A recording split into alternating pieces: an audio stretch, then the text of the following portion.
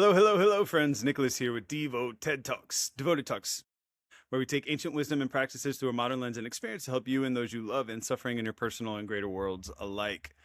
And I just had a strange experience. I had to go to the gas station for something. It's just across the street, and I walk in and I'm perusing, and all of a sudden I hear a song, and it's literally a song that I listened to deliberately for the first time. Like, even got reactions to it because I had never seen it on YouTube. It had never been played for me on YouTube before, and yet all of a sudden it's playing at the gas station, and it might have been playing all this time, but I had no recognition of it. But I also am not sure that it wasn't, because I feel like most times that I've walked in there, I've either recognized the music or I wasn't paying attention to it at all. So it's one of those two. It either hasn't been played or who knows what. But I mean, I don't go there super frequently, but I go there enough that I've heard different things. So anyway, it was the song Sultans of Swing by Dire Straits, and I watched commentary on it and got information on it last night and went a little bit more in depth than I normally would. And then this morning I walk into the gas station and it's playing. I mean, what are the odds of that?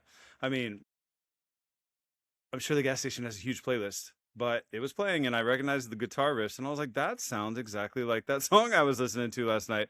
And I couldn't believe it. It was just crazy. And then I got to thinking, well, why do I keep noticing it as crazy? Why do I keep looking at it as out of the normal? And I have talked about this at different times on the podcast before, but part of that, expectation that things are going to be predictable and normal and regular, instead of acknowledging that most of the time everything has a bit of a supernatural quality to it, right? Like, even science is hard when it comes to personal experience and to the observer effect, right? Like, double blind has to be done because there's an influence by attention on things. And the fact that we recognize that as something that happens without actually studying it as, something more in depth and powerful, or a tool to be utilized by us, blows my mind. Like, I was a scientist and I followed the method and stuff, but I've always been fascinated with the fantasy, with magic, with things of that nature, mostly within the context of reading books. But then I started noticing, after I had my spiritual awakening, or whatever you want to call it, that there's a lot of magical things happening around us. Books that you're drawn to, things that are calling your name, things that ask of you to pay attention to them, right? Like, I did this book, it was called E Squared, and I'm giving all these recommendations to people, but it was this book of experiments to show you how we influence the world around us, including the experiments that we're doing. And so that book really cracked me open. But I've had enough years now, because all that was about 13 years ago, 12 years ago, and actually probably 10 years ago. It was probably more like 10 years ago. But anyway, that's not the point. The point is that by now I would think that I would actually, like, have a better idea that this is going to happen, or recognize that it's going to happen. And I mean, for me, it was really fun, right? I left the store and I ran back over here and I was like, oh, I can't wait to record a podcast about it.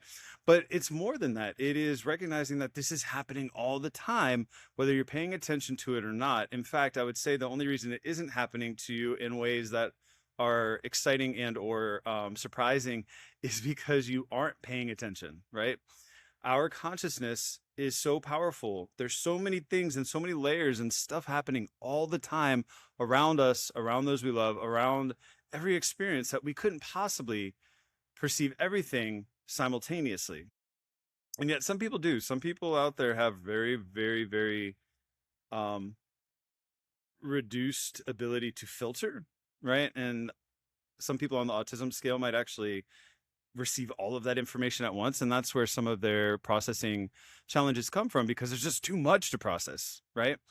And so as we grow up and as we learn and as we mature, we learn what is important and what is not, and we filter that out. Partly responsible for that is the reticular activating system. Not only does it just notice patterns and recognize things that we're thinking about, but also it helps you navigate life so you know where to go. But something else that just happened right before I walked over to the gas station was I had an intuition. I was like, oh, I need to remove this one account that has no longer works here for my Google and her email and whatever. And when I go and check, and it said, by the way, today's the last day at the rate that you're currently at. Tomorrow the price will go up. So me changing and taking care of that today actually is actually helping me save money, which I wasn't intending to do that outside of just removing the email account and the data. And so I had an intuition, and I just went and did it right away because I had time. And the only reason I had time was because one person accidentally registered for class, and another person was willing to come back. And so I just stayed here to do work. And so through these cascade of events, I've had all of these intuitions and then delightful surprises via music. You know what I'm saying? Like, our days could be like this if we relaxed and we chilled out and we took a moment to be present, but not present as in trying to search for it, but present as in your body right here, right now. And I see this in sick patients. As people have illnesses that are very debilitating, they really start to get present with themselves because they have to, right? It demands it of them. And, you know, it's a pity that it would be later in life that would happen, right? Versus before the disease ever developed in the first place, because that presence of mind, body, and spirit might have actually prevented the disease. So let me wrap it all up. So yoga and Ayurveda is highly aware of all of these things, right? It is not a surprise in Ayurveda or yoga that you would think about something and then it would show up, or that if you're relaxed and allowing yourself to be present, that you would have an intuition that's going to help you out, right? Conversely, if you're in a negative mindset and you're thinking about negative things, you're going to be drawn to those same situations that reflect that energy that you're holding. And this is the whole idea about manifestation that seems to be the buzzword right now in all of our communities, right? I am no stranger to the woo-woo. I do think some of them get taken kind of far, but I don't think they would be so far out there if we actually started to merge science with this fact that reality is warping and shaping around us, right? Quantum physics talks about it, but they still treat it in a very plain and dry way that is completely science, when in reality, it could be magical in so many different ways.